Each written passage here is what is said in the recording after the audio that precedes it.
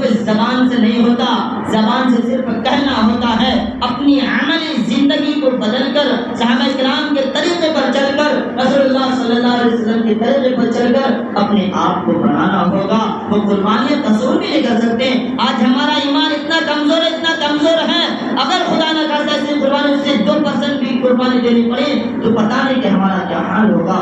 لیکن اللہ کا شکر ہے، اللہ کا فضل ہے کہ امان کا ماحول ہے، ہر طرح کی چیز ہمارے پاس مہیا ہے۔ گرمی ہو تو کولر ہے، اے سی ہے، اچھے ٹائلس لگے ہوئے ہیں، ماربل ہے، کار ہے، اسی والا راستے میں آنے کے تمام چیزیں ہیں۔ نہیں ہے تو ہمارے پاس کیا نہیں ہے میرے دوستوں؟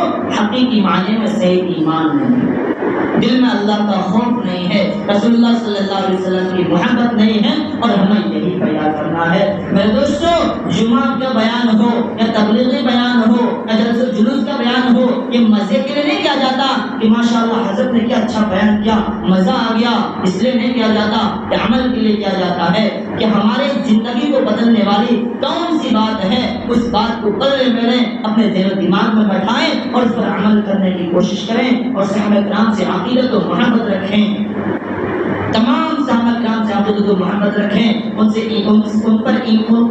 عقیدت و محبت کرنا، ان سے محبت کرنا ایمان کا جزء ہے، ایمان کی دلیل ہے۔ ان کے بارے میں برا بھلا کہنا میرے دوستوں مسلمان ہرگز نہیں ہو سکتا۔ میرے تو اللہ تعالیٰ ہم سب کو کہیں سننے سے زیادہ عمل کی توفیق عطا فرمائیں، صحیح ایمان نصیب فرمائیں، اور عمل کے اعتبار سے بھی آپ رسول اللہ صلی اللہ علیہ وسلم اور آپ کے اصحاب کی پیروی کرنے کی توفیق عطا فرمائیں۔ وآخر دعوانا الحمد للہ رب العالمین۔